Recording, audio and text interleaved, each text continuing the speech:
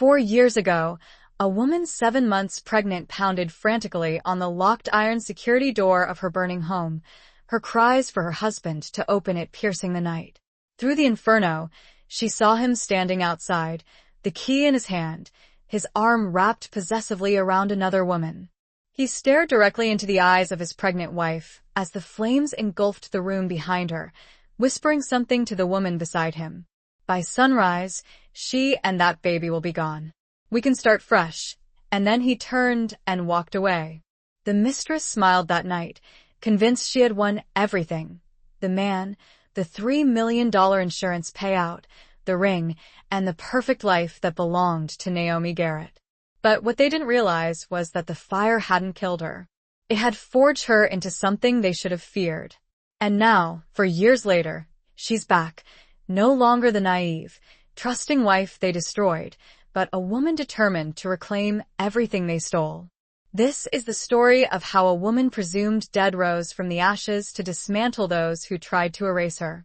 Hello, friends, and welcome to our story. Before we dive in, please give this video a like and subscribe to the channel. Also, let us know in the comments where you're watching from. New York, London, maybe Canada, or even Jamaica. We're eager to hear from you. 3 weeks before the fire that was supposed to end her life, Naomi Garrett stood in the kitchen of her modest South Dallas bungalow, meticulously piping buttercream roses onto a 3-tiered cake. Her apron strained across her 7-month pregnant belly, and every few minutes, she paused to gently rub the spot where the baby kicked. At 29, Naomi had painstakingly crafted the life she had always envisioned. Small, perhaps, and humble, definitely, but it was entirely her own. Her home-based catering business, Sweet Naomi's Kitchen, had become the talk of the neighborhood. Easy, easy, a voice said. A woman's voice. Come strong. Don't try to move yet. Your body's been through hell. Naomi turned her head and saw her, an older black woman wearing a faded Dallas Fire Department t-shirt, kind eyes, worried eyes. Who are you? Naomi's voice came out as a croak. Her throat felt like sandpaper. My name is Evelyn Ward, the woman said, sitting down in a chair beside the bed. I pulled you out of a fire 3 months ago. You've been here healing. Fire. The word hit Naomi, like a truck. Images flashed through her mind. Flames, smoke, a man's voice, Darius, and then nothing. My baby, Naomi whispered, her hand moving to her stomach. It was flat, empty. Panic seized her chest. Where's my baby? What happened to my baby? Evelyn's face softened. Your baby is alive. She's beautiful. She's healthy. But you were in a coma when you delivered, and she was premature. I had to take her to the hospital. She's in foster care now, safe under the name Baby Girl Carter. Naomi started crying, deep, wrenching sobs that shook her entire body. I want my baby. Please, I need my baby. I know, Evelyn said gently. And when you wake up, when you're strong enough, I'll help you find her. I promise you that. Naomi tried to remember more. The fire. How did the fire start? She'd been cooking. She'd lit a candle and then... explosion. Crawling. The door. And Darius, standing outside, watching her burn, with another woman. But that couldn't be right. That had to be the trauma talking. Darius loved her. Darius would never. My husband, Naomi said suddenly. Darius, where is he? Does he know I'm alive? Evelyn's jaw tightened. She'd been dreading this conversation. Naomi, I need you to listen to me very carefully. The fire that almost killed you wasn't an accident. Someone wanted you dead. I saw your husband that night. I saw him sitting in his car, waiting. I saw him make a phone call before he called for help. Ward, thank you so much for coming. We need people like you on this campaign, people with your expertise and experience. We appreciate you offering your services. Nia shook his hand, her grip firm, her eyes locking with his. His grip was strong, confident, and his eyes held a directness that made her uneasy. For one terrifying moment, she thought he knew, thought he recognized her, thought it was all over. But then he smiled, that practiced, charming smile that she had once found so alluring, and gestured to a chair. Please sit down, Dr. Ward. Tell me about your work. I'm very interested in hearing about your background and how your expertise could benefit our housing safety initiative. He didn't know. She realized, a wave of relief washing over her. He was looking right at her, scrutinizing her, and he didn't know. The years had changed her too much. The scars had masked her true identity. Nia sat down, keeping her breathing steady, her expression carefully professional. I specialize in fire behavior and the psychological impact of fire-related trauma, Mr. Carter. I've dedicated my career to understanding the science of fire and helping survivors cope with the aftermath of such devastating events. I also survived a major fire myself several years ago, which led me to this work. That experience gave me a unique perspective and a deep understanding of the challenges faced by fire victims. I help survivors rebuild their lives while also consulting on fire prevention and safety protocols, working to make our communities safer. Darius's expression became somber, his voice softening. I understand loss from fire all too well, Dr. Ward. 4 years ago, I lost my first wife and our unborn daughter in a house fire. It was the worst night of my life, a tragedy that continues to haunt me. Liar, Nia thought, her blood running cold. Murderer. But her face remained sympathetic, carefully masking her true emotions. I'm so sorry for your loss, Mr. Carter. If someone, say, a retired fire marshal with access to city records, wanted to create a new identity for someone. Oh my God, Imani whispered, her voice barely audible. It's her. It's Naomi. That's impossible, Silas countered. We saw the body. It was burned beyond recognition. But the DNA. We never ran DNA, Imani snapped, cutting him off. The body was so badly burned, they used dental records. But what if those records were wrong? What if someone switched them? Silas leaned back, processing the implications. If Naomi survived, if she's been planning this for 4 years, then we're in trouble. Because she knows everything, Imani finished, her voice laced with dread, and she's been getting close to Darius, to the campaign, to our entire life. What do you want me to do? Silas asked, his expression impassive. Imani's jaw tightened, her eyes blazing with a mixture of fear and determination. I want you to prove it. Give me something concrete, a fingerprint, a DNA sample, something that proves Dr. Nia Ward is actually Naomi Garrett. She paused, her voice dropping to a near whisper. And then we finish what we started 4 years ago. You want me to kill her? Silas asked, his tone flat. I want you to protect my family, Imani said, her voice steely. By any means necessary. The fundraiser at the Rosewood Hotel was precisely the type of event Nia expected. Wealthy donors adorned in expensive suits and designer dresses, sipping champagne and casually writing substantial checks. Darius effortlessly worked the room, embodying the quintessential politician, shaking hands, kissing babies, and making promises he had no intention of keeping. Imani stood dutifully by his side, the perfect political wife, radiating smiles and charm while concealing the undercurrent of panic that Nia knew was consuming her. Nia herself wore a simple black dress that concealed most of her scars, her hair pulled back, allowing her to blend into the background. That lady, Naomi said, her voice choked with tears. That's me, baby. I'm your first mommy, the one who was in the fire. I didn't die. I survived. And I've been looking for you every single day since. Harper's eyes widened even further. She looked up at Jennifer, who nodded encouragingly. Then, she looked back at Naomi, her expression a mixture of wonder and disbelief. You're really my mommy? Harper whispered, her voice filled with awe. Yes, Naomi said, her tears flowing freely. Now, I'm really your mommy, and I love you more than anything in this whole world.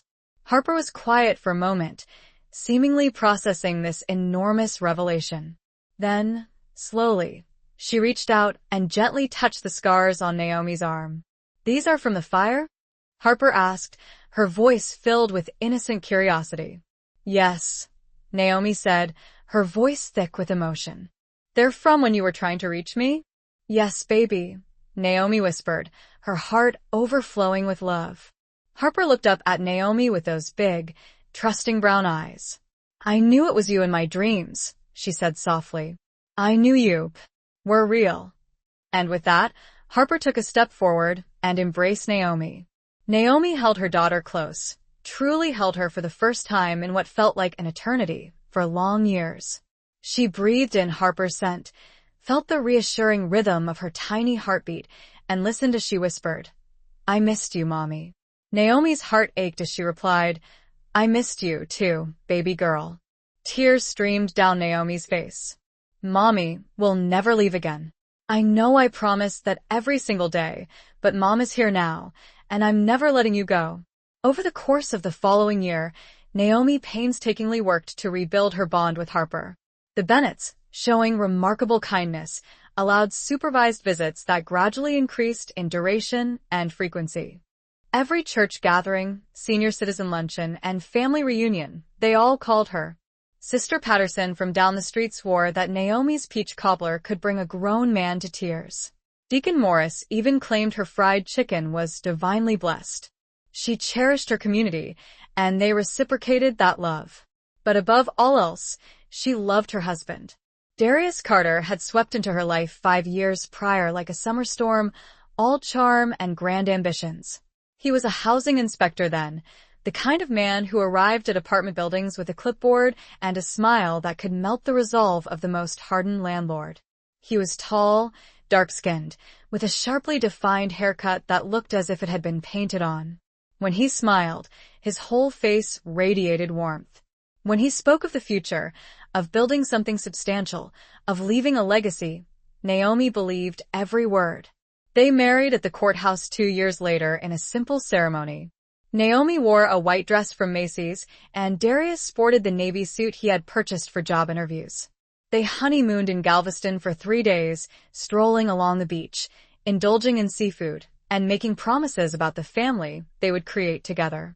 I'm going to give you everything, Darius had whispered on their wedding night. Big house, nice cars, vacations. Our kids won't want for anything. Naomi had kissed him and replied, I don't need all that, baby. I just need you. But somewhere along the way, Darius underwent a transformation. Or perhaps he had always been this way, and Naomi had simply been too deeply in love to recognize it. He resigned from his position as a housing inspector and began referring to himself as a real estate developer. He started wearing expensive cologne Naomi hadn't bought him. He would come home late, reeking of cigar smoke and a perfume that wasn't hers. And I saw him walk away with another woman while you burned. No. Naomi shook her head. No, you're wrong. Darius wouldn't. Someone wanted you dead. Evelyn repeated, her voice firm. And I'm not letting them finish the job. As far as the world knows, Naomi Garrett died in that fire. Her body was burned beyond identification. There was a funeral. Your husband collected your life insurance, $3 million. The room started spinning. Naomi couldn't breathe. $3 million life insurance. Darius collected it, which meant Darius thought she was dead, which meant Darius wanted her dead. I don't understand. Naomi breathed, barely a whisper. Why would he do this? We were happy, weren't we? We were going to have a baby. We were. I don't know why, Evelyn said, her voice firm despite the gravity of the situation. But I know what I saw. And I know you're not safe. Not yet. Not until we figure out what really happened and who wanted you gone. Naomi looked down at her hands, now canvases of scar tissue. Thick, raised keloids traced paths up her arms and across her chest, a roadmap of pain. She touched her face, feeling the same rough, alien texture. She was burned, badly burned, almost unrecognizable. She wasn't Naomi anymore, not the Naomi everyone knew and loved. What do I do? Naomi asked, her voice cracking under the weight of her despair. How do I live now? Evelyn reached out, her hand covering Naomi's scarred one. You survive, Nia. You get strong. You find your daughter. And then you decide what comes next. But right now, Naomi Garrett is dead, and she needs to stay dead until we know you're safe. Then who am I? Evelyn pulled something from her pocket, a melted baby bracelet. The metal was warped and blackened from the fire, but 3 letters were still visible. N.A. Evelyn said softly, "Nia, my niece. And as long as they think you're dead, you're safe." Naomi, no. Nia stared at the bracelet in her hand, a tangible representation of everything she'd lost. That must have been devastating, a pain that no one should have to endure. "It was," Darius said, his voice heavy with false emotion, his eyes glistening with crocodile tears. "But it's also what drives me now, what fuels my passion for public service. I want to make sure no other family has to go through what I went through, to experience the same unspeakable pain and loss. That's why housing safety is the cornerstone of my campaign, the central pillar of my vision for a safer Dallas."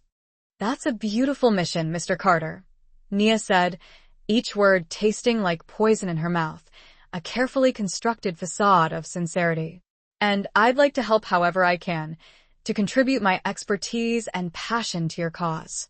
Darius leaned forward, his eyes lighting up, his enthusiasm seeming genuine. "Actually, I'm putting together a housing safety task force, bringing together community leaders, fire experts, architects, engineers, and concerned citizens. We're going to do a full audit of high-risk housing in District 7, identify potential hazards, and create actionable recommendations to improve safety and prevent future tragedies. Would you be interested in joining, Dr. Ward? Your expertise would be invaluable to our efforts." "Absolutely," Nia said, her voice firm and unwavering. "I'd be honored to be a part of such an important initiative."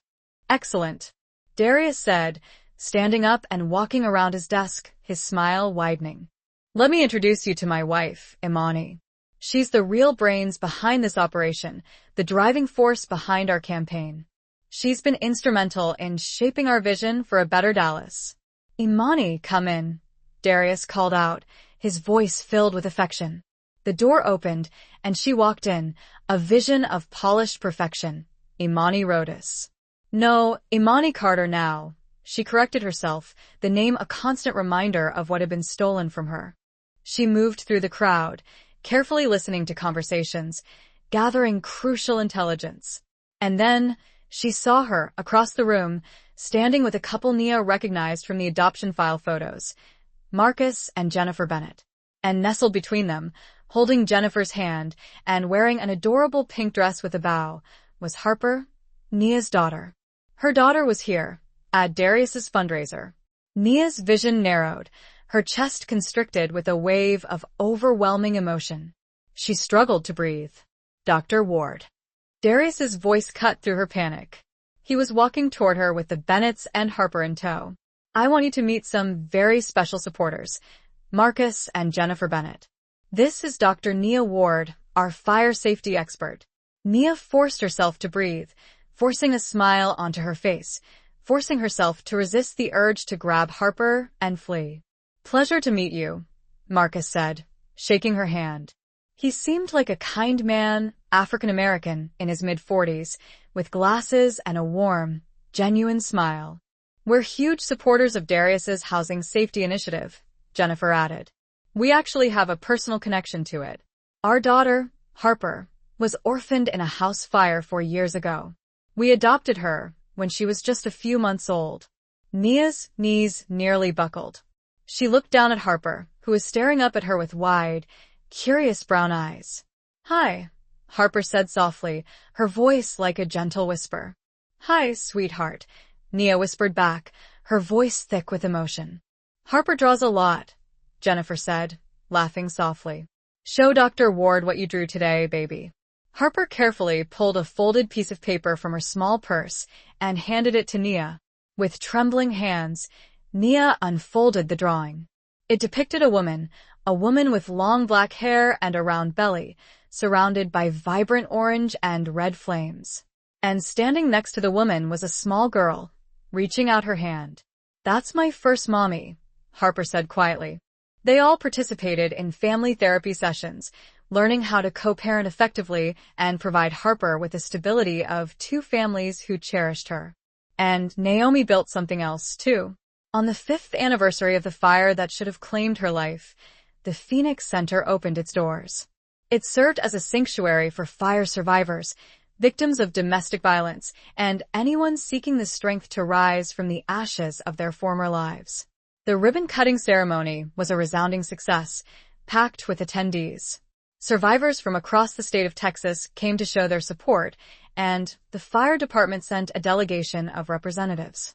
Standing proudly at the front, holding Naomi's hand, was Harper, wearing a t-shirt that proclaimed, "My mama is a phoenix." 5 years ago, Naomi began, her voice filled with emotion as she spoke into the microphone. Someone tried to erase me from existence. They believed that fire would be the definitive end of my story. But fire doesn't always destroy everything in its path. Sometimes it transforms. Sometimes it reveals the strength, the courage, and the will to survive that were always there, hidden beneath the surface. She looked down at Harper and smiled, a genuine, heartfelt smile. This center is dedicated to everyone who has been told they are too broken to heal, too damaged to ever be whole again, too scarred to be beautiful. I am here to tell you that that is a lie. Your scars are not imperfections. They are the story of your survival. Your survival is your power. And your future is a blank canvas, ready to be painted with whatever you choose to create. The crowd erupted in thunderous applause. Harper squeezed Naomi's hand and whispered, "I'm so proud of you, Mommy." Naomi responded, "I'm proud of you too, baby." Then Naomi said, "You're the reason I survived. You're the reason I fought so hard. You're the reason I'm standing here today." When she inquired about his whereabouts, he would kiss her forehead and say, "Handling business, baby, building our future." The work trips grew longer. The late nights became later. Their anniversary passed unmarked. Darius didn't even acknowledge it, claiming he was in Austin, meeting with investors.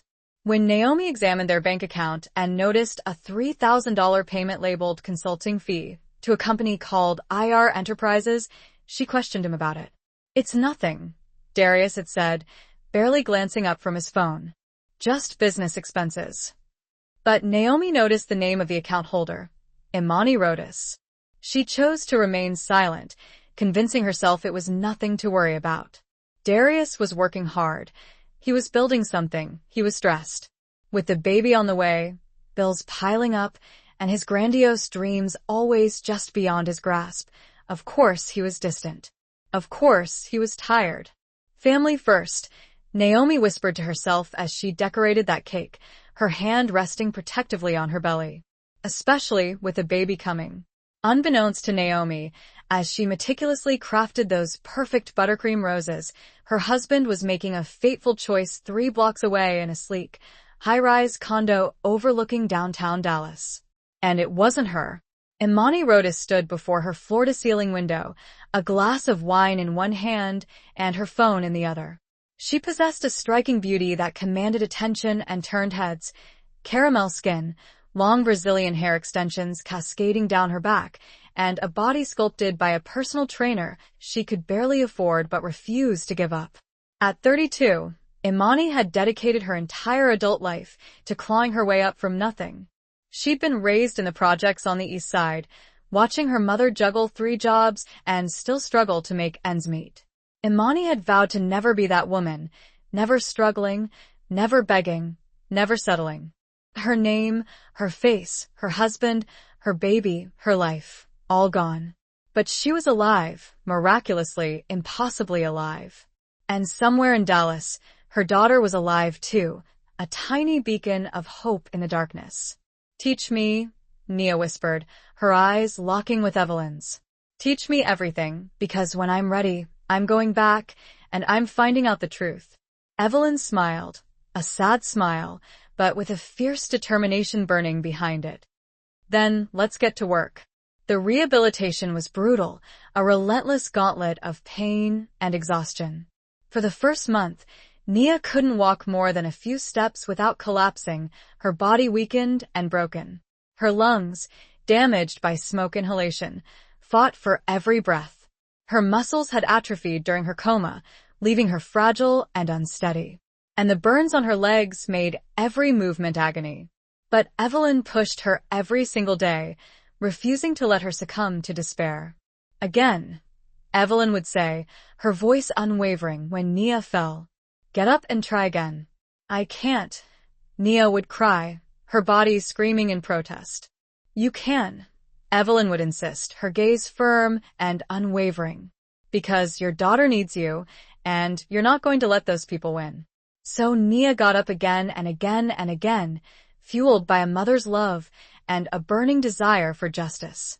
She walked, then she climbed stairs, then she ran, pushing her body beyond its perceived limits.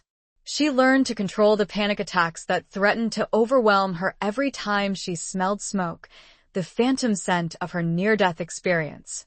She learned to sleep without screaming, the nightmares slowly losing their power. She learned to look at her scars and see survival instead of shame, a testament to her strength and resilience. She was even more beautiful in person than she'd been on television, her features sharp and refined, her complexion flawless. Tall and elegant, she wore a navy blue pantsuit that probably cost more than Naomi's entire catering business had made in a year, a subtle display of wealth and power. Her hair was pulled back in a sleek bun, accentuating her high cheekbones, and diamond studs sparkled in her ears, adding a touch of understated glamour. This was the woman who had stolen her life, the woman who had schemed and manipulated to get what she wanted, the woman who had stood by and watched as Nia burned. Baby, this is Dr. Nia Ward, Darius said, putting his arm around Imani's waist, a possessive gesture that sent a jolt of anger through Nia. She's a fire specialist and trauma psychologist who's going to join our task force, bringing her expertise to our housing safety initiative. Imani's eyes swept over Nia, assessing her from head to toe, calculating her value, weighing her threat level. For a fleeting moment, Nia saw something flicker across her face, a flicker of suspicion, a hint of recognition, a flicker of fear, perhaps. But then it was gone, masked by a polished smile, a carefully constructed facade of warmth and welcome. Dr. Ward, Imani said, extending a perfectly manicured hand, her nails gleaming with a clear, flawless polish. Welcome to the team. We're thrilled to have you on board. Your expertise will be invaluable to our campaign. Nia shook her hand, her grip firm and steady, her eyes locking with Imani's. The woman's grip was cold, almost reptilian, and her eyes held a calculating glint. Thank you, Mrs. Carter. I'm excited to contribute to such an important cause, to work alongside both of you to make a real difference in our community. Nia survived a major fire herself, Darius added, his voice filled with admiration. She understands the trauma firsthand, the pain and suffering that these tragedies inflict on individuals and families. I dream about her sometimes. She had fire all around her, but she was trying to reach me. Nia's eyes welled with tears. She knelt down to Harper's level, oblivious to the fact that people were watching. That's a beautiful drawing, Harper. Your first mommy would be so proud of you. Do you think she can see me? Harper asked, her voice filled with innocent hope. From heaven? Yes, Nia said, touching Harper's cheek gently. I think she sees you every single day. And I think she loves you more than anything in the world. Harper smiled, her face lighting up with joy, and suddenly, she hugged Nia, her small arms wrapping tightly around Nia's neck. Nia closed her eyes, holding her daughter for the first time in 4 long years, breathing in the sweet scent of her strawberry shampoo, feeling her tiny heartbeat against her chest. Harper seems to really like you, Jennifer said, surprised. She's usually shy with strangers. Some people just connect, Marcus added, his voice warm. Across the room, Imani was watching the entire scene with narrowed eyes. The way Dr. Ward was holding Harper, the way she was crying, the way she was looking at that child like she was the most precious thing in the world. And suddenly, Imani knew, with absolute certainty, that this wasn't Dr. Nia Ward. This was Naomi Garrett. And she was looking at her daughter. Imani pulled out her phone and texted Silas. It's her. I'm sure now. Do it tonight. Harper pulled back from the hug and looked up at Nia. Will I see you again? Yes, baby, Nia whispered, her voice filled with promise. I promise you will. Darius appeared at Nia's shoulder, his smile strained. Dr. Ward, I hate to interrupt, but I need you to meet some potential donors. Nia stood up reluctantly, her eyes never leaving Harper. It was wonderful to meet you all. As she walked away with Darius, she didn't see Silas Rode entering the hotel. Didn't see him watching her from across the lobby. Didn't see him following her at a distance. That evening, as dusk settled, Naomi and Harper visited the site where the old house once stood. A new house had been built, now home to another family. But Naomi had purchased the empty lot next door and lovingly planted a garden filled with sunflowers, hundreds of them, a poignant memorial to what had been lost and a vibrant celebration of what had endured. They stood together in comfortable silence as the sun dipped below the horizon, casting a warm glow across the landscape. Mother and daughter, both survivors. "Mommy," Harper asked quietly, her voice barely audible. "Do you wish the fire never happened?" Naomi remained silent for a long moment, lost in thought. "I wish I hadn't suffered so much. I wish I hadn't lost those 4 precious years with you. I wish I hadn't had to fight so hard just to survive." But, Harper prompted gently. But, Naomi continued, her voice filled with newfound conviction. "I don't regret the woman the fire helped me become. That fire was intended to destroy me. Instead, it forced me to confront my own strength, to realize just how much I am capable of surviving, how much I can overcome." Harper reached down and carefully picked a sunflower, offering it to Naomi. "You're the strongest person I know, Mommy." Naomi accepted the flower and pulled Harper close, enveloping her in a warm embrace. "You are too, baby girl. You survived that fire with me. And look at us now. We're both here. We're both whole. We're both home." As the last rays of sunlight painted the sky in hues of orange and red, the colors of fire, the colors of survival, Naomi Garrett stood with her daughter and finally felt a sense of profound peace wash over her. He had left her to burn, but she had risen higher than he could have ever imagined. Which moment hit you the hardest? Drop a comment below with your thoughts and tell us where you're watching from. We love hearing from our viewers around the world. Your support keeps these stories coming. She had started as a bottle girl at the hottest club in Dallas, then worked her way up to promoter and eventually event coordinator. Now, she orchestrated the nightlife scene in 3 cities. She knew every politician, every businessman, every man with money and power, and she knew how to get what she wanted from them. When she met Darius Carter 2 years ago at a fundraiser for city council candidates, she immediately recognized what she needed: ambition, hunger, a man who desired more but didn't quite know how to achieve it, a man married to a woman who would never fit into the world Imani envisioned for herself. They began sleeping together within a month. Darius told himself it was purely physical, a release of stress, a mistake he would correct. But Imani had other plans. She didn't want to be the other woman sneaking around, hiding in hotel rooms, and lying to friends. She craved the ring, the title, the legitimacy.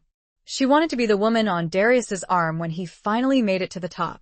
And Naomi Garrett, with her modest catering business, her pregnant belly, and her naive, church girl smile, was standing in her way. "If you want a future with me," Imani had told Darius that night, 3 weeks before the fire, "then you need to free yourself from her." Darius sat on her white leather couch, his head buried in his hands. "It's not that simple, Imani. She's pregnant." "That's my kid." "Is it?" Imani's voice was chillingly cold. "Are you sure about that?" Darius looked up, anger flashing in his eyes. "Don't play with me." "I'm not playing. I'm asking you to choose. Me or her. The life you want or the life you're stuck in. Because I'm not doing this anymore. I'm not waiting. I'm not hiding. Either you handle this or I'm done." She stood up and walked to the window, turning her back to him. She knew exactly what she was doing. Darius was weak. He craved things he couldn't afford. He desired a status he hadn't earned. And while her body healed, Evelyn taught her everything else she'd need to survive and ultimately uncover the truth: fire dynamics, burn patterns, how to tell the difference between accidental fires and arson, how to read people, how to investigate, how to think like someone who hunts down the truth. "If you're going back into that world," Evelyn said, her voice laced with warning, "you need to go back smart. You need to go back dangerous. But there was still one problem. Nia couldn't remember everything. The trauma had fractured her memory, leaving gaping holes in her past. She remembered the fire, the searing pain, the suffocating smoke. But everything before that was foggy, a distorted landscape of faces without names and voices, without context. She knew Darius had betrayed her, but she couldn't quite grasp the reasons why. She knew there was another woman, a shadowy figure lurking in the background, but she couldn't see her face clearly. The only memory that remained crystal clear was the gut-wrenching feeling of being left to die, the agonizing choice between giving up and fighting, and then, at the last possible second, choosing to fight for her baby. For the little girl who was out there somewhere, growing up without her mother's love. "I'm coming for you," Nia would whisper every night before she fell asleep, her voice filled with a fierce promise. Mom's coming. 3 months became 6 months. 6 months became a year. A year became 2. And slowly, painstakingly, Nia Ward became someone new, someone stronger, someone smarter, someone who would never be a victim again. But she still didn't know who had taken everything from her, who had orchestrated her downfall. She still didn't have all the pieces of the puzzle until one afternoon, for years after the fire, when everything changed with a single news broadcast. Imani's smile didn't quite reach her eyes, remaining fixed and artificial. "How fortunate that you survived, Dr. Ward. Not everyone is so lucky, is it? Some are taken far too soon, leaving a void that can never be filled." She glanced at Darius meaningfully, a subtle reminder of their shared secret, a silent acknowledgement of the darkness that lay beneath their polished surface. "As we know all too well, don't we, darling?" "Yes," Nia said softly, her voice laced with irony, each word carefully chosen, each syllable a calculated move. "Not everyone survives, Mrs. Carter, but sometimes the ones who do come back stronger than before, transformed by their experiences, driven by a fierce determination to find justice and reclaim what was lost." Something passed between them in that moment, a silent challenge, a subtle declaration of war. Imani's eyes narrowed slightly, studying Nia's face, her scars, her posture, her eyes, searching for something, anything, that would betray her true identity. Nia held her gaze unflinchingly, her expression calm and composed, a mask of carefully constructed neutrality. "Well," Darius said, oblivious to the undercurrent of tension that crackled in the air between the two women. "Our first task force meeting is this Thursday at 6 p.m. here at campaign headquarters. Can you make it, Dr. Ward?" "I'll be there," Nia said, standing up, her voice firm and resolute. "Thank you for this opportunity, Mr. Carter. I look forward to working with you and Mrs. Carter to make a positive impact on our community." "Please call me Darius," he said, walking her to the door, his hand resting lightly on her arm. "We're all family here, Dr. Ward. We're all working towards the same goal. We're all family." The word was like a knife in Nia's chest, a cruel reminder of the family she had lost, the life that had been stolen from her. An hour later, Nia said her goodbyes and walked to the parking garage. It was nearly 10 p.m., and most of the guests had already departed. The garage was quiet, dimly lit, and almost deserted. She was halfway to her car when she heard footsteps behind her. She turned. Silas Rhodes stood 15 feet away, his hands in his pockets, his expression unreadable. "Dr. Ward," he said calmly. "Or should I call you Naomi?" Nia's blood ran cold. "I don't know what you're talking about." "Yes, you do," Silas said, taking a step closer. "My sister sent me." See, Imani's smart. "She knew something was wrong the moment she met you. And me? I'm good at finding the truth. You're not Nia Ward. You're Naomi Garrett. And you were supposed to die 4 years ago." Nia backed up against her car, her heart pounding in her chest. "If you're going to kill me, just do it. But know that if I don't check in with someone in the next hour, everything I know goes to the police. Every text, every recorded conversation, every piece of evidence."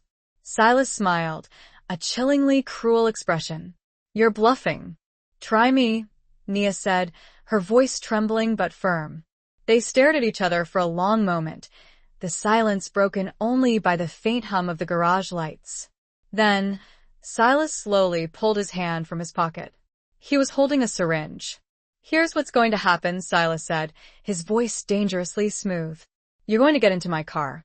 We're going to take a little drive, and then you're going to disappear again.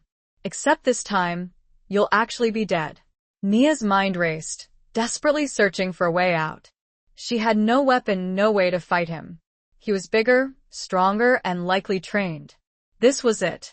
This was how it ended. But then, she remembered what Evelyn had taught her. When you can't fight, you run, and when you can't run, you scream. Nia screamed at the top of her lungs, a piercing, terrified scream that echoed through the entire parking garage. Thank you for watching, and remember, betrayal doesn't define you. How you rise from it does. See you in the next one. He yearned for a respect he didn't deserve. And Imani knew precisely how to exploit that. "You know she has a life insurance policy, right?" Imani said, her voice casual, as if discussing the weather. $3 million. "I saw the papers on your desk last month." Darius froze. "What are you saying?" Imani turned around, her eyes locking with his. "I'm saying accidents happen. Fires happen, especially in old houses with bad wiring, especially to pregnant women who can't move fast." She walked back to him, kneeling in front of him, her hands resting on his knees. "I'm saying you could be free. We could be free. You could pay off all your debts, fund your campaign, and start fresh with me." Darius stared at her, his heart pounding. "You're crazy." "No, baby," Imani smiled. "I'm realistic, and I'm tired of waiting." She stood up and walked towards her bedroom, leaving Darius sitting there in the darkness, his mind reeling. He should have walked out. He should have gone home to his wife.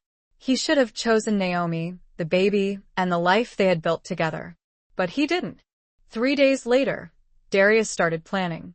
He told himself he was merely considering possibilities, exploring options.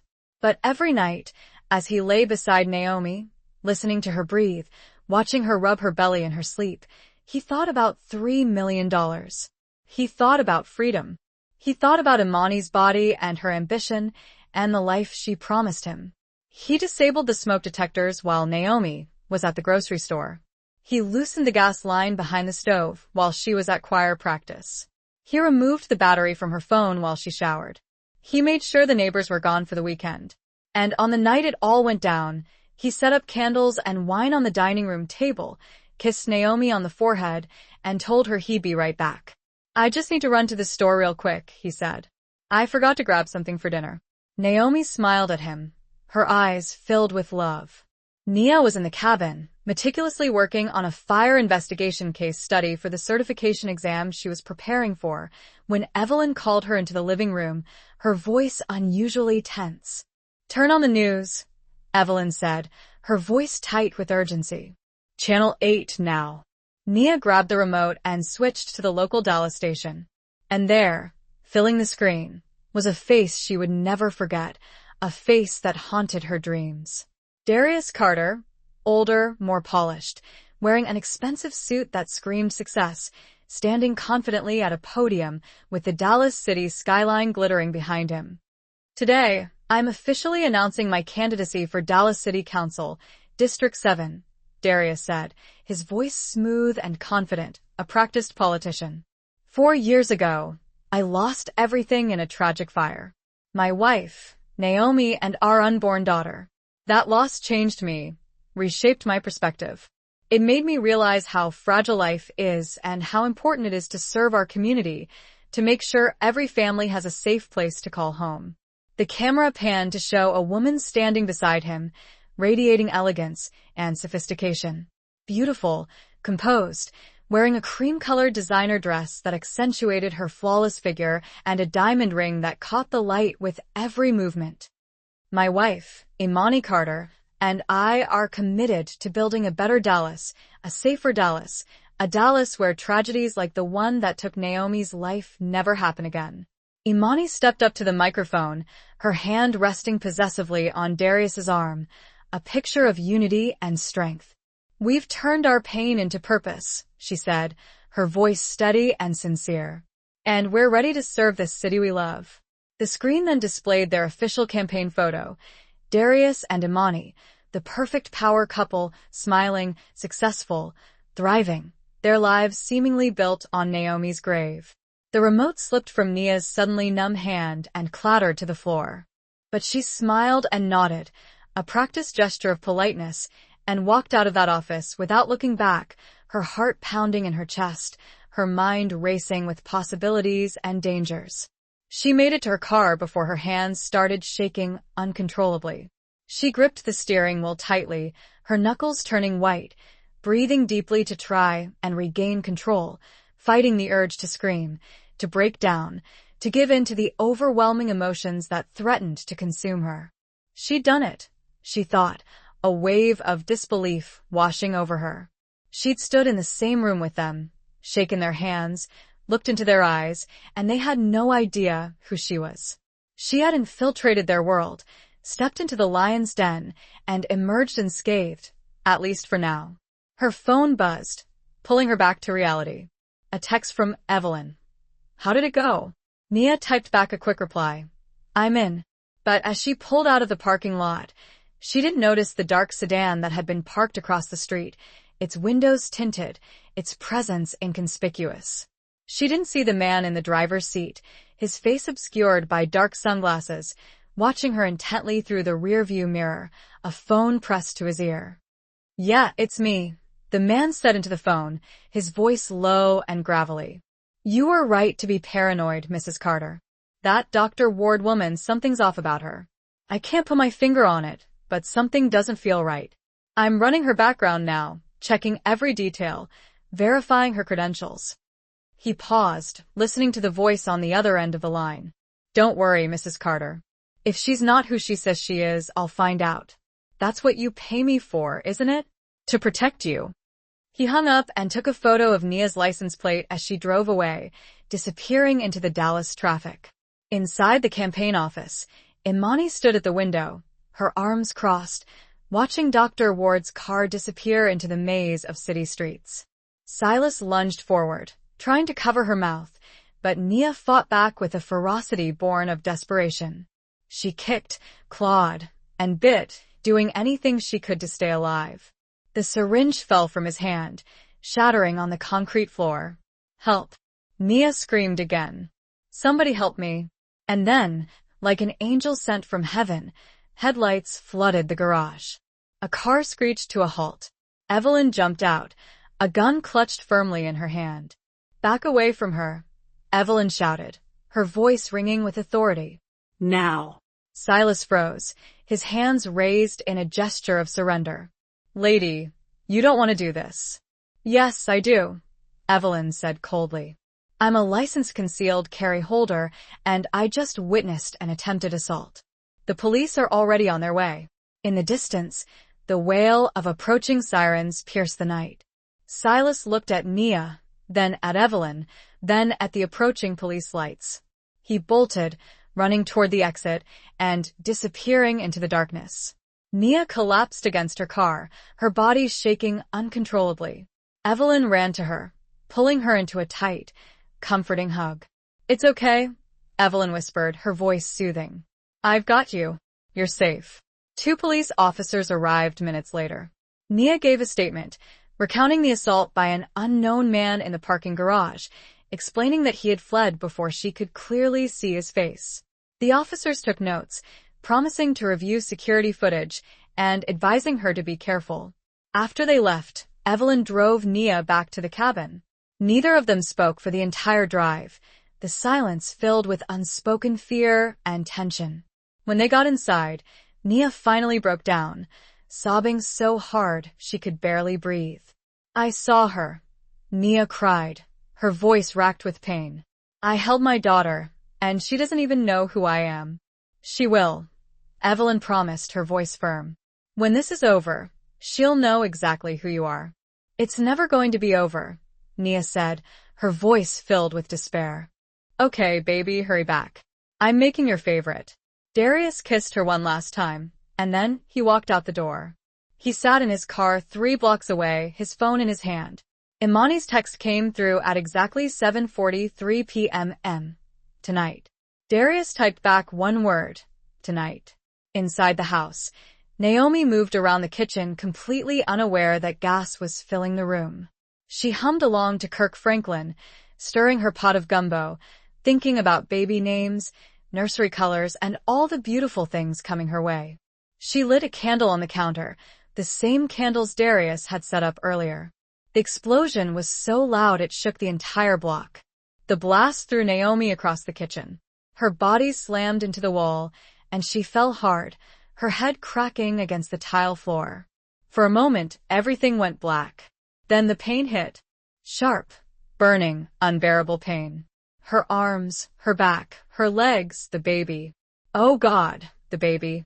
Flames were everywhere. The kitchen was an inferno. The living room was engulfed. Smoke poured through the house like a living thing, choking her, blinding her. Naomi tried to scream, but her lungs wouldn't work. She tried to stand, but her legs wouldn't hold her. So she crawled, one hand in front of the other, dragging her pregnant body across the burning floor. The heat was unbearable. She could feel her skin blistering, melting. She could smell her own hair burning. But she kept moving. She had to, for the baby, for her little girl who was kicking inside her, fighting to live. Help! Naomi's voice was barely a whisper. Somebody help me. Through the smoke, she saw the front door. It was open. Just a few more feet. She could make it. She had to make it. And then she heard it. A voice outside. Darius's voice. By sunrise, she and that baby will be gone. We can start fresh. Naomi froze. That voice, that cold, empty voice. She knew that voice. She loved that voice. That voice had promised her forever. The room started spinning, blurring around her, and suddenly, like a dam breaking, the memories came flooding back, a torrent of images and emotions that threatened to drown her. Everything. The late nights Darius had spent away from home, the unfamiliar cologne clinging to his clothes, the suspicious payments to IR Enterprises, Imani Rodas, the nightclub promoter, the mistress who had been waiting in the wings, the woman who had pushed Darius to make a choice, the chilling image of that same woman standing outside the burning house, smiling, while Naomi crawled through the flames, desperate to escape. The woman who now had everything that should have been hers. Nia collapsed to her knees, the weight of the truth crushing her, screaming, not from physical pain this time, but from a raw, primal rage, from a suffocating grief, from the horrible, devastating truth that had been hidden from her for so long. My baby, she sobbed, her voice choked with despair. Where is my baby? What did they do with my baby? Evelyn knelt beside her, wrapping her arms around Nia as she fell apart, a safe harbor in the storm. We'll find her, Evelyn promised, her voice filled with unwavering conviction. I swear to you, we'll find her. But Nia wasn't listening anymore, lost in the maelstrom of her emotions. She was staring, transfixed, at the television screen, at Darius and Imani's smiling faces, and something inside her crystallized, hardening into a cold, deadly resolve. They had tried to kill her. They had taken her daughter. They had stolen her life, piece by agonizing piece. And now they were profiting from her death, using her tragedy to fuel their ambitions. But Naomi Garrett was dead, a ghost of the past. Nia Ward was not. And Nia Ward was coming for everything they'd taken, with a vengeance. The next morning, Nia stood in front of the bathroom mirror, staring at the stranger who looked back at her. Darius had already gone back to his desk, engrossed in another phone call, completely unconcerned about the newcomer. But Imani couldn't shake the feeling that something was wrong, that something was deeply amiss. That woman's eyes, she thought, the way she'd looked at Darius, the way she'd said, sometimes the ones who do come back stronger than before.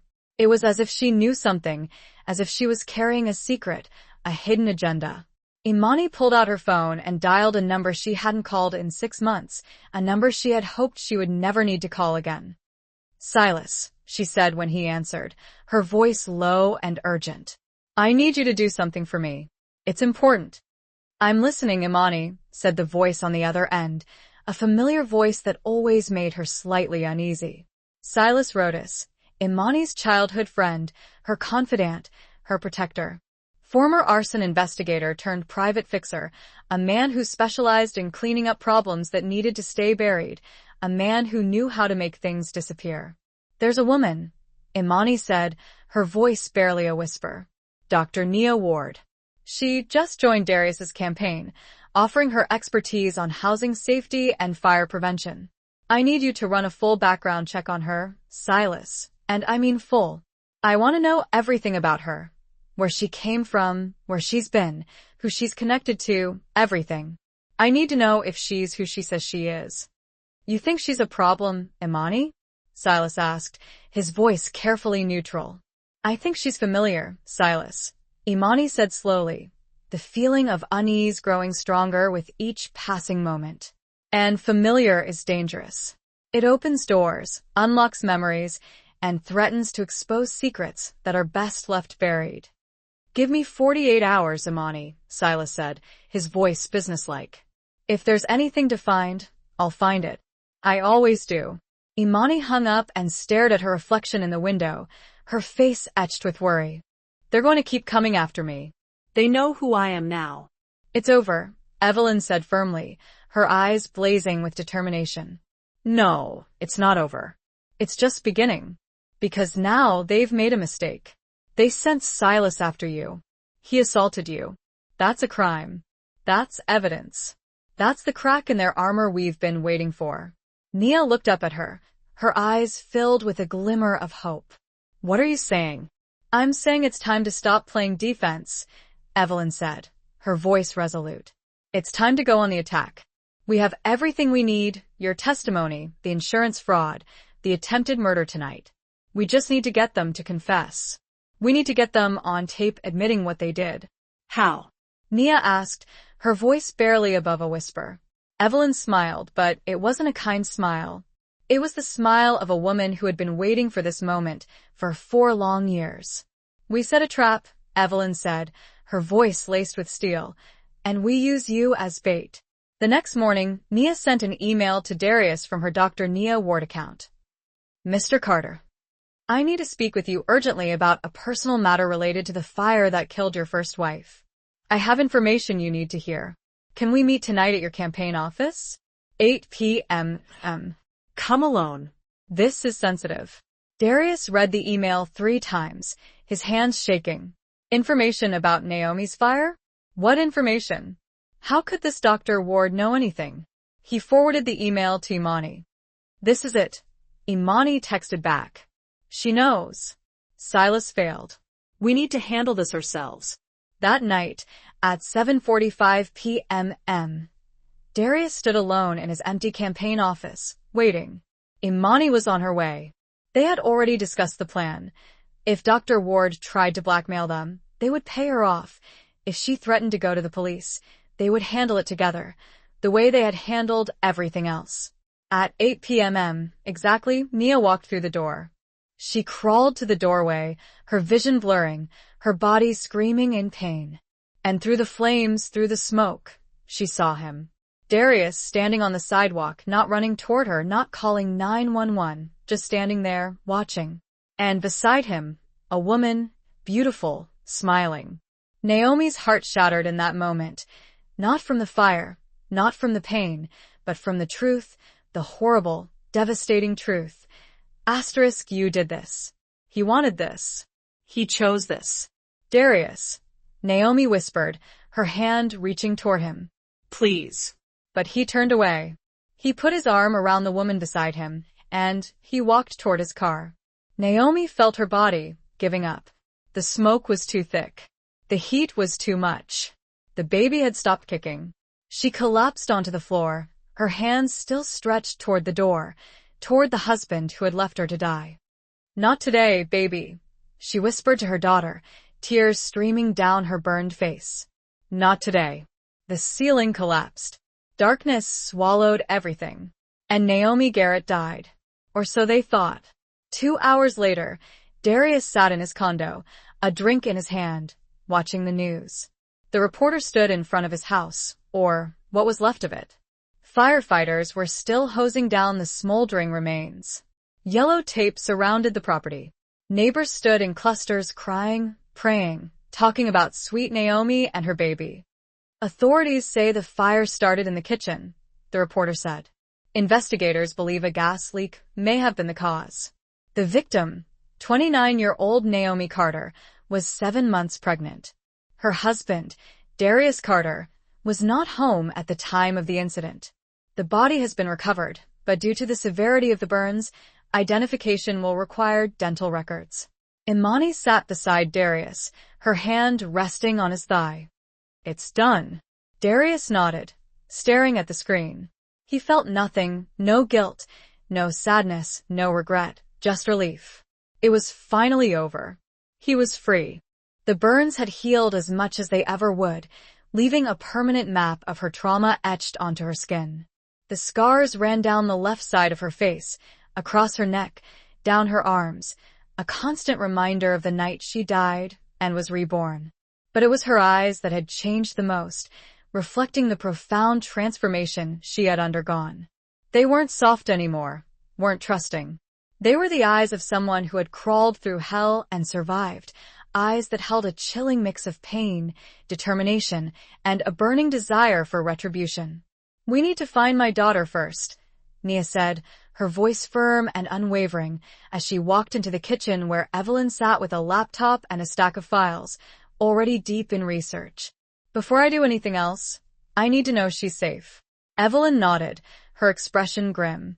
"I've been working on that, Nia. The adoption records are sealed, as you'd expect, but I still have connections in the system. Give me a few days, and I'll see what I can find." "I don't have a few days," Nia said, her voice sharp with impatience. "They've had 4 years of my life, for years building their perfect little world on my grave. I'm not waiting anymore." "Then, what's your plan?" Evelyn asked, looking up at her, her gaze searching. "Storm into Dallas and demand answers? They think you're dead, Nia. That's your only advantage right now. You lose that and you lose everything." Nia sat down across from her, her mind racing, trying to formulate a strategy. Evelyn was right. She couldn't just show up and confront them. Not yet. She needed to be smart, to be calculated. She needed to get close to them without them knowing who she was, to infiltrate their world and uncover their secrets. She needed to become someone they would want in their lives, someone they would trust. And then, like a lightning bolt, it hit her. An idea so audacious and dangerous that it almost took her breath away. She'd worked too hard to get here, sacrificed too much to build this life, to achieve this level of success. She wasn't about to let some scarred-up fire expert ruin everything, to tear down the carefully constructed world she had created. But deep down, in a place she didn't like to acknowledge, Imani felt something she hadn't felt in 4 years. Fear. Because if Naomi Garrett had somehow survived that fire, if she had somehow come back from the dead, then everything Imani had built was about to burn to the ground, consumed by the flames of her past. And this time, there would be no escaping the fire, no place to hide from the truth. 48 hours later, Nia sat in a coffee shop 3 blocks from the campaign office, her laptop open in front of her, pretending to work, but her mind was racing, consumed by a mixture of anxiety and anticipation. The task force meeting was tonight, her first official event with the campaign. She'd be in the same room with Darius and Imani for 2 hours, forced to interact with them, to pretend to be someone she wasn't. She needed to stay focused, to stay calm, to stay invisible, to avoid doing anything that would arouse their suspicion. Her phone buzzed, snapping her out of her reverie. A text from Evelyn. The message was simple, but it carried a weight that almost made her collapse. Found her. Nia's heart stopped beating for a moment, her breath catching in her throat. She closed her laptop, grabbed her keys, and rushed out of the coffee shop, her mind consumed by a single thought: her daughter.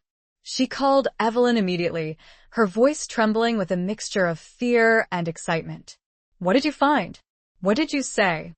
"Your daughter, Nia," Evelyn said, her voice tight with emotion. "I found her. Her name is Harper. Harper Bennett. She's 4 years old, Nia." 4 years old. Nia gasped, tears welling up in her eyes. 4 years. She looked different tonight, Harder, colder, more determined. She wasn't wearing makeup. Her scars were fully visible, and her eyes held an intensity that Darius had never seen before. Pure, unadulterated rage. "Dr. Ward," Darius said, trying to sound casual. "Thank you for coming. What's this about?" Nia walked slowly into the office, her eyes never leaving his face. "I think you know what this is about, Darius." The use of his first name sent a chill down his spine. "I'm not sure I do," he stammered. "Let me help you," Nia said, her voice eerily calm. 4 years ago, you took out a $3 million life insurance policy on your wife. 2 months later, you started sleeping with your nightclub promoter, your mistress. 1 month after that, you loosened the gas line in your kitchen, disabled the smoke detectors, and set up a romantic evening that you knew would end in an explosion. Darius's face went ashen. "What are you talking about? Who are you?" "You left your 7-month pregnant wife to burn alive," Nia continued, taking another step closer. "You stood outside and watched the house burn. You called your mistress before you called 911. And then you collected the insurance money and married the woman you killed for." "That's insane," Darius said, backing away from her. "You're insane. I loved Naomi. I would never." "Don't you dare say her name," Nia screamed, her carefully constructed composure finally shattering. "Don't you dare speak my name with the same mouth that told me you loved me while you were planning my murder." Darius froze, his eyes wide with disbelief. "Your name? What are you?" "It's me, Darius," Nia said, tears streaming down her scarred face. "It's Naomi, the wife you tried to kill, the woman you left to die. I survived. And I came back for everything you took from me." Darius's legs gave out. He collapsed into his chair, staring at her as if he were seeing a ghost. Because, in a way, he was. "No," he whispered, his voice trembling. "No, you're dead." "We need to wait a few months," Imani said. "Let things cool down. Then we can start fresh." Darius turned to her and smiled. "Yeah, a fresh start." They clinked their glasses together and drank. Neither of them noticed the shadow in the background of the news footage, a woman pulling something from the rubble. Something that looked like a body, but it couldn't be. Naomi Garrett was dead, burned beyond recognition, gone forever. What Darius and Imani didn't know, as they celebrated in that high-rise condo, was that someone had been watching that night, someone who had seen things that didn't add up, someone who had made it her life's mission to notice what others missed. Evelyn Ward was 62 years old, retired from the Dallas Fire Department after 35 years of service. She'd been one of the first Black women to make fire marshal in the state of Texas, and she hadn't gotten there by being careless. She'd gotten there by trusting her gut. And that night, walking her German Shepherd, Max, past the Garrett house at exactly 7:41 p.m., her gut had screamed that something was wrong. She'd seen Darius Carter sitting in his car 3 blocks down, just sitting there, staring at his phone. She thought it was odd at the time, a man sitting alone in his car on a Thursday evening, but she'd kept walking. Then, 2 minutes later, she'd heard the explosion. She'd seen the fireball tear through the roof of the small bungalow. And she'd seen Darius Carter get out of his car, walk slowly toward the house, and make a phone call before he called 911. Asterisk, not after. Before. Asterisk, while his pregnant wife was burning alive inside, he'd made a phone call. Evelyn had watched his face in the glow of the flames. No panic, no horror, no desperate attempt to run inside, just cold calculation. When the firefighters arrived, Evelyn had stayed in the shadows. She'd watched the younger guys rush in with their hoses and their equipment. "The campaign," Nia said slowly, the wheels turning in her mind. "Darius is running on a platform of housing safety and fire prevention. He's using my death to get elected, twisting my tragedy to his advantage." "Right," Evelyn said, her brow furrowed in thought. "So he's going to need experts, fire safety consultants, people who can legitimize his platform, people who understand trauma and survival. People." Nia's eyes met Evelyn's, a spark of understanding passing between them. "People like me." Evelyn leaned back in her chair, a slow smile spreading across her face, a mixture of admiration and apprehension. "You want to work for him?" I want to get close to him, Nia corrected, her voice steely. Close enough to find out what really happened that night. Close enough to find my daughter. Close enough to destroy him. That's dangerous, Nia, Evelyn warned, her voice laced with concern. If he recognizes you. He won't, Nia interrupted, her voice unwavering. Look at me, Evelyn. I don't look like Naomi anymore. My face is different, my body is different, my voice is different from the smoke damage. I've spent 4 years becoming someone else, shedding the skin of my past. And Darius isn't looking for a ghost. He thinks I'm dead, buried, forgotten. He's not going to see what's right in front of him. Evelyn studied her for a long moment, her eyes searching, assessing. You'll need credentials, a background, a whole new identity that can stand up to scrutiny, Nia. It needs to be airtight. Then build me one, Nia said, her gaze unwavering. You've been training me for 4 years, Evelyn. Make me legitimate. Make me believable. Over the next 3 days, Evelyn worked tirelessly, pulling every string, calling in every favor, leveraging her vast network of contacts. She had missed 4 years of her daughter's life, for years of milestones and memories that she would never be able to reclaim.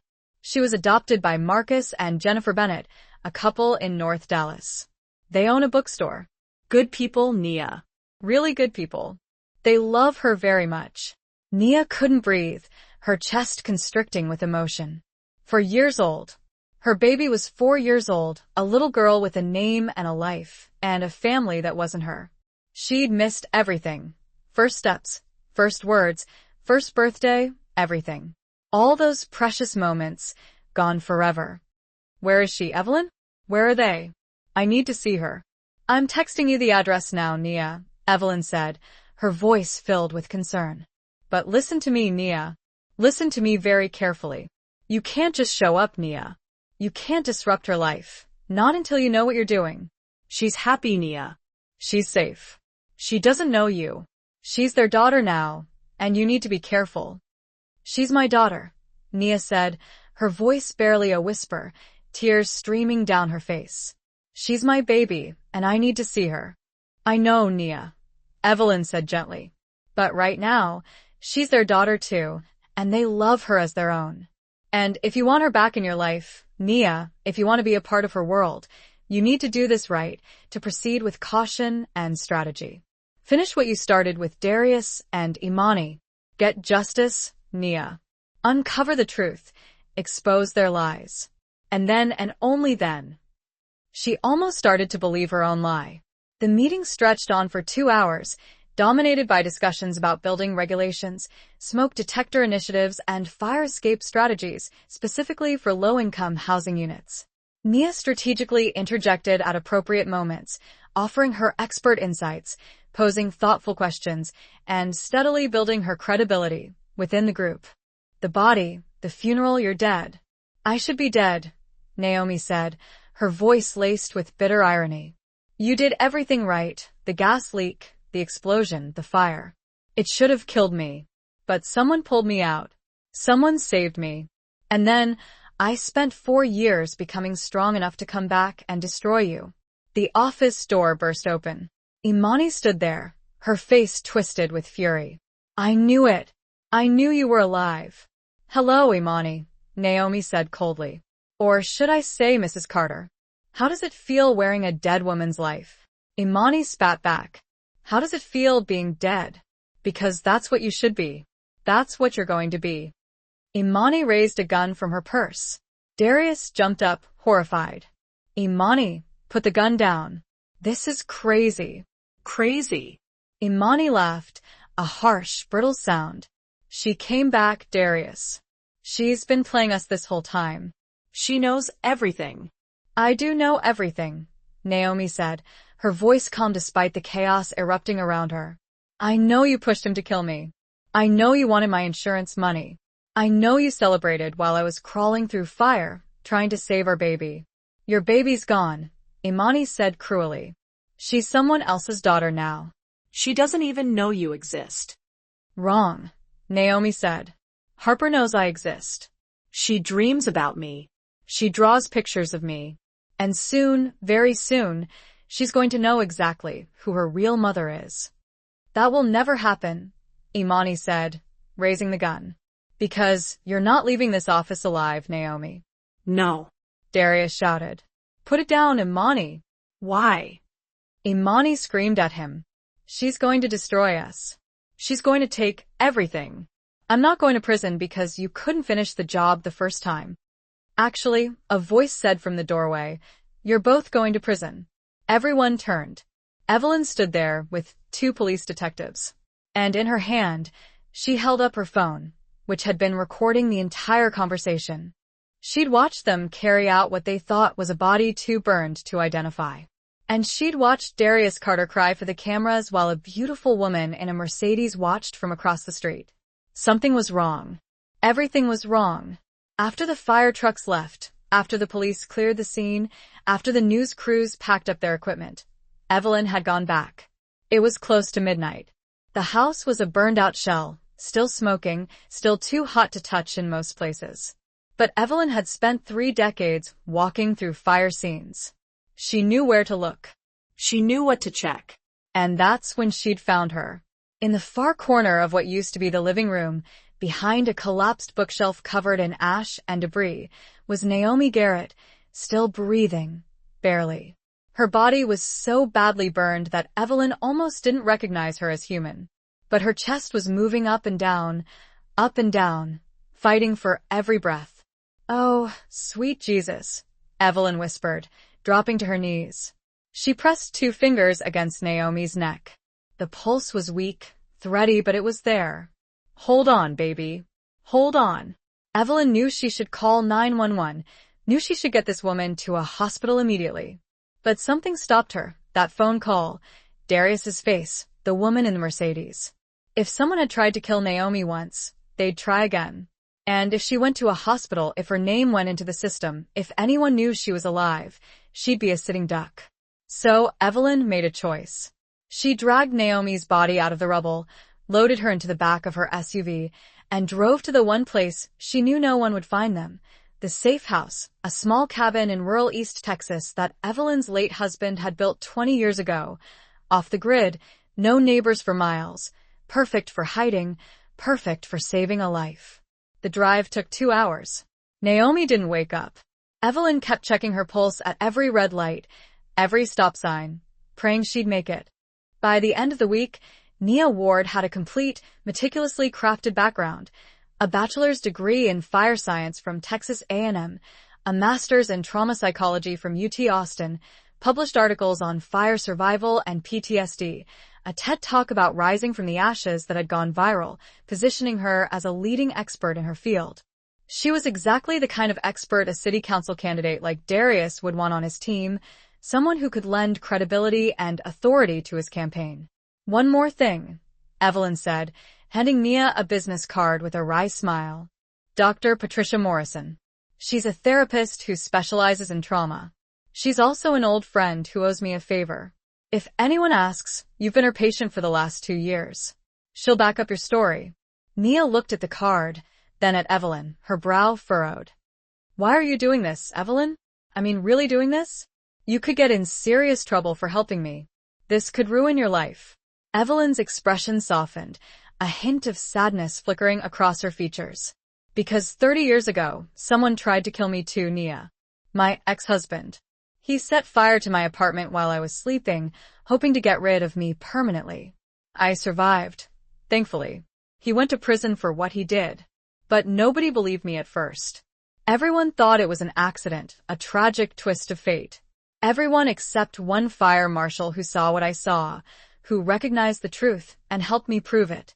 She reached over and squeezed Nia's hand, her grip firm and reassuring. I'm paying it forward, Nia.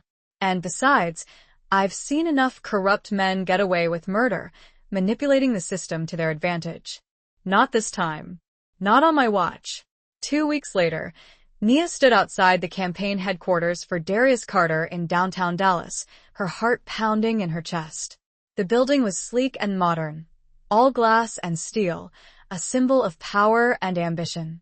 Throughout the entire meeting, she couldn't shake the feeling of Imani's gaze fixed upon her, scrutinizing her every move, as if searching for some hidden truth. As the meeting concluded, attendees lingered, engaging in networking and exchanging business cards. Nia was in the process of packing up her laptop when Darius approached her. "Dr. Ward," he began, "I must say, I was thoroughly impressed. Your insights into fire psychology, particularly how trauma influences decision-making during emergencies, are exactly what we need." "Thank you," Nia replied. "I speak from experience. I know what it's like to face impossible choices when everything around you is engulfed in flames." Darius's expression softened with sympathy. "If you don't mind me asking, what happened to you?" "Your fire." Nia had meticulously prepared for this question, having rehearsed her fabricated story countless times. "It was a house fire 5 years ago. I was trapped on the second floor and had to jump from a window, resulting in both legs broken and third-degree burns covering 40% of my body. I spent 8 grueling months in recovery." "That's horrific," Darius said, his voice laced with genuine sorrow. "I am so sorry." Nia met his gaze directly, her voice firm. "Don't be. It made me who I am today, stronger, more determined. Sometimes, the worst thing that happens to you can become your greatest gift." A flicker of emotion crossed Darius's face, a fleeting moment of discomfort, perhaps even guilt, before vanishing as quickly as it appeared. "Well, I'm glad you're using your experience to help others," he said. "We're having a fundraiser next Friday at the Rosewood Hotel, and I'd be delighted if you could attend. Please, bring a guest if you wish." "I'll be there," Nia confirmed. As Darius walked away, Imani materialized at Nia's side. "Dr. Ward, may I have a word?" "Privately?" Nia's pulse quickened, but she maintained a composed exterior. "Of course." They walked out into the hallway. "Every word," Evelyn said, her voice filled with triumph. "Every confession, the insurance fraud, the murder attempt, all of it." Imani's gun hand wavered, her eyes wide with panic. No, this can't be happening." "Put the gun down, Mrs. Carter," one of the detectives said, his hand resting on his weapon. "It's over." "It's not over," Imani screamed, turning the gun on Naomi.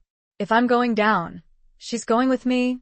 The gunshot rang out, but it wasn't from Imani's gun. It was from the detective's weapons. Imani fell to the ground, clutching her shoulder and screaming in agony. The gun clattered away from her. Darius ran to her, crying and desperately trying to stop the bleeding. Officers rushed in, securing the scene. Paramedics were called. And through it all, Naomi stood frozen, watching the 2 people who had destroyed her life finally face justice. "It's done," Evelyn said softly, putting her arm around Naomi. "It's finally done." But Naomi didn't feel relief. She felt empty, because justice didn't bring back the 4 years she'd lost. It didn't give her back the baby she'd carried. It didn't erase the scars on her body and soul. As the police led Darius away in handcuffs, he looked back at Naomi one last time, his eyes filled with a desperate plea for forgiveness. "I'm sorry," he whispered. "I'm so sorry, Naomi." "Sorry doesn't bring back what you took from me," Naomi said, her voice devoid of emotion. "But watching you lose everything you stole, that's a start." 6 months later, the trial was the biggest news story in Dallas. Darius Carter and Imani Rhodes Carter were charged with attempted murder, insurance fraud, arson, and conspiracy. Silas was charged as an accomplice for his attack on Naomi in the parking garage. The courtroom was packed. Every news station had cameras stationed outside.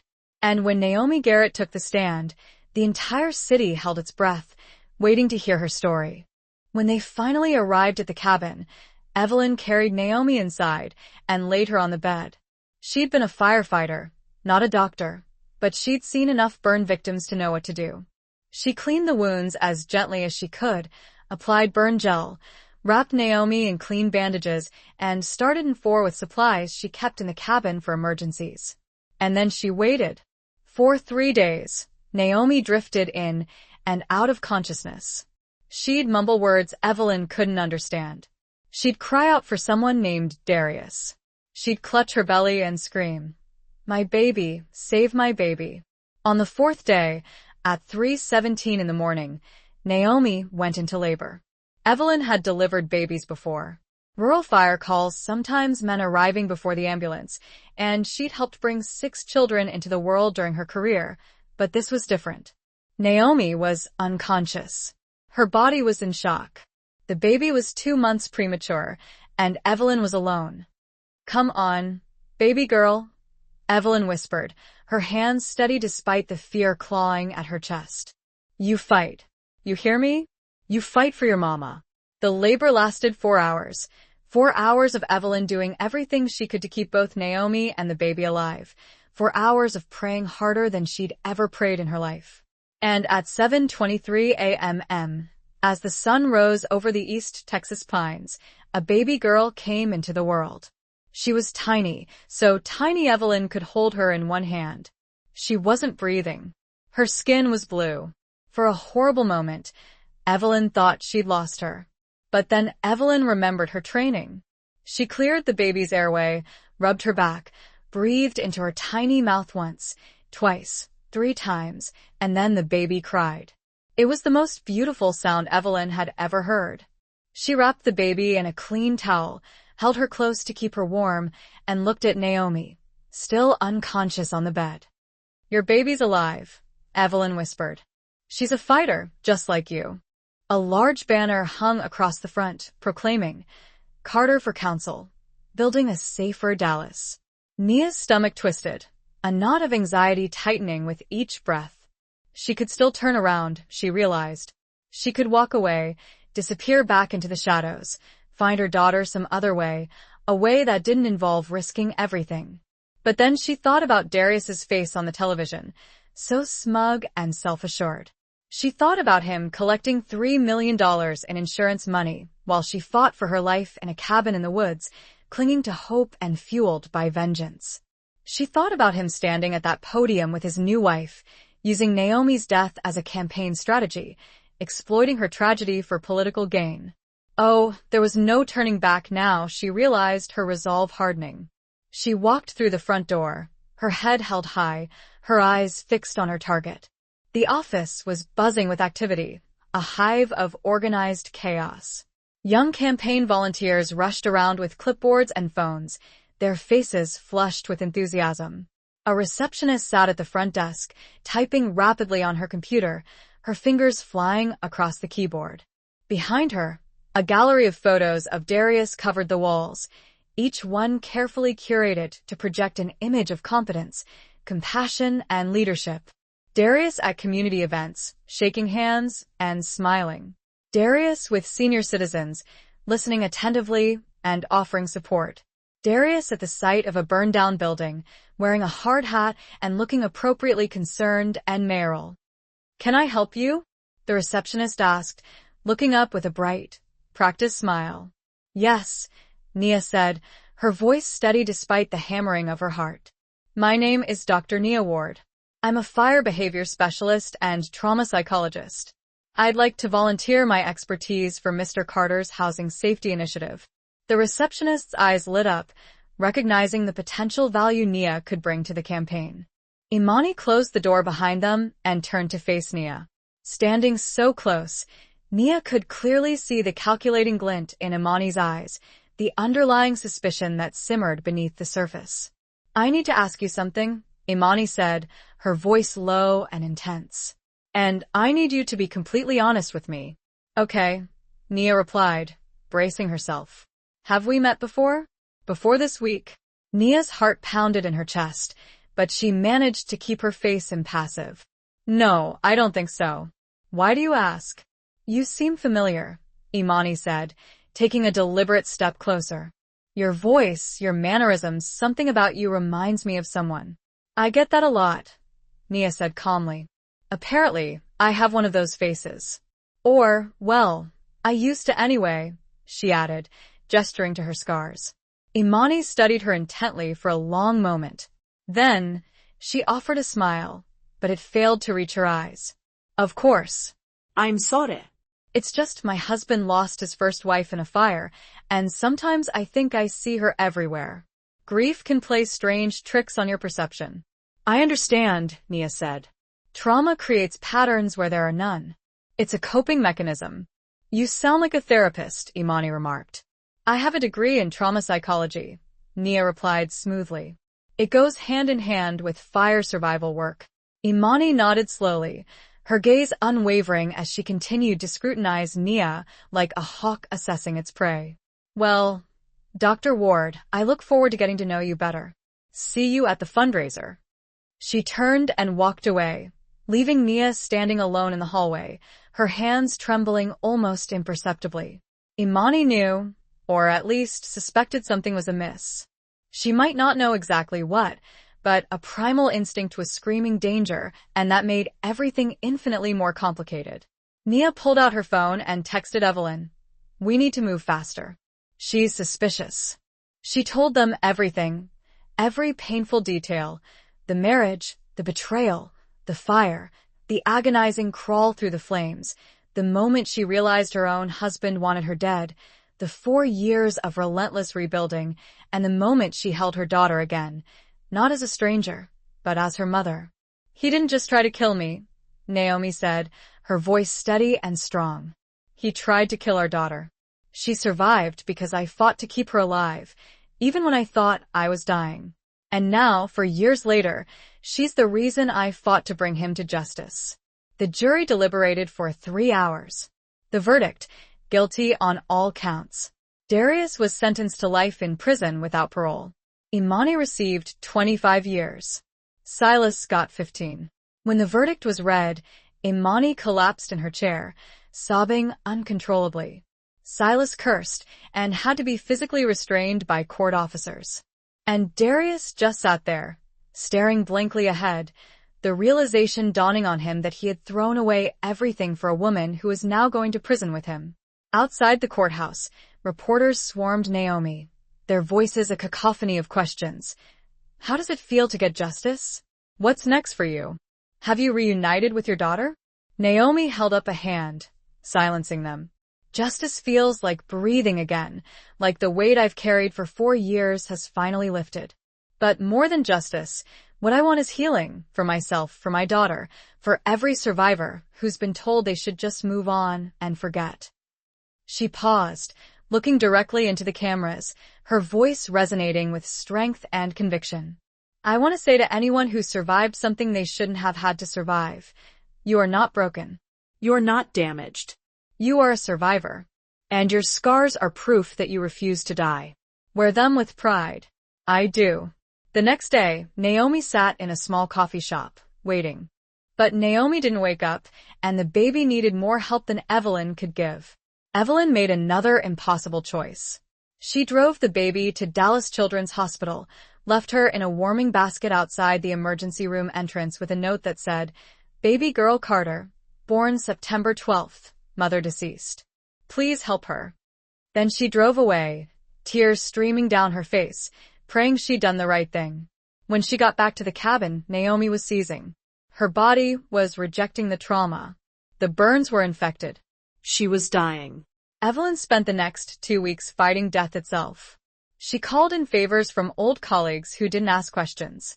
She got antibiotics, pain medication, fluids, anything that could help. She changed Naomi's bandages 3 times a day. She forced water and broth down her throat. She talked to her, read to her, prayed over her, and slowly, impossibly, Naomi started to heal. 3 months after the fire, Naomi Garrett opened her eyes. The first thing she saw was an unfamiliar ceiling, with beams, soft morning light filtering through white curtains. The second thing she noticed was the pain. Her entire body felt like it was on fire. She tried to sit up and immediately collapsed back onto the bed, gasping. Oh, wonderful.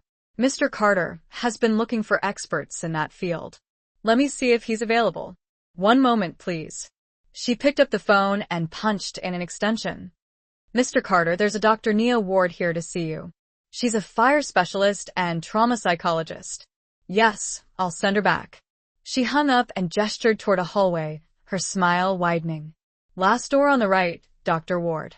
He's very excited to meet you. Nia's legs felt like lead as she walked down that hallway, each step a monumental effort. For years, she thought. 4 years of preparation, for years of planning, for years of dreaming about this moment. And now it was here, the culmination of everything she had worked for.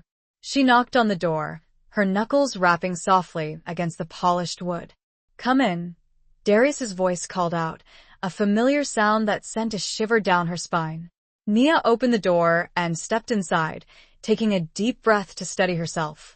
And there he was, Darius Carter, the man who had once been her husband, the man who had promised to love her forever, the man who had left her to burn alive. He was sitting behind a large, imposing desk, wearing a crisp white shirt and a perfectly knotted burgundy tie, projecting an image of power and authority. He looked older, more distinguished, a few gray hairs at his temples that hadn't been there before, but it was definitely him, undeniably him. The same smile, the same eyes, the same man who had destroyed her life, piece by agonizing piece. He stood up and extended his hand, his smile widening. Dr. 3 days later, Silas Rhodes sat in a condo, a manila folder placed squarely on the coffee table between him and Imani. "Tell me," Imani said, her hands shaking as she poured herself a glass of wine. Silas opened the folder. Dr. Nia Ward, born in Houston, supposedly degrees from Texas A&M and UT Austin, published fire safety expert. Everything checks out on paper. Imani pressed, her voice tight. But there's nothing on her before 5 years ago, Silas said. No childhood records, no high school transcripts, no social media presence before 2021. It's like she didn't exist until after your husband's wife died. The wine glass slipped from Imani's trembling hand, shattering against the hard marble floor. "What are you saying?" "I'm saying either Dr. Ward completely reinvented herself 5 years ago, or she's not who she claims to be." Silas paused, then added, "And here's the interesting part. Her social security number was issued 4 years ago, not at birth." Imani's face drained of color. "That's impossible." "It's not impossible if someone with connections helped her," Silas said, his voice carefully neutral. She had arranged this meeting through Marcus and Jennifer Bennett, who had been incredibly supportive, understanding, and willing to help Naomi slowly reintegrate into Harper's life. The door opened, and Harper walked in, holding Jennifer's hand tightly. She was wearing a bright yellow dress and carrying her beloved stuffed rabbit. "Hi, Dr. Nia," Harper said shyly, her voice barely audible. Naomi knelt down to her level, tears already welling up in her eyes. "What?" "Actually, I need to tell you something. My real name isn't Nia. It's Naomi." Harper tilted her head, her brow furrowed in confusion. "That's a pretty name," she said softly. "Thank you," Naomi replied, her voice breaking with emotion. "Harper, do you remember the drawing you showed me? The one of the lady in the fire?" Harper nodded, her eyes wide.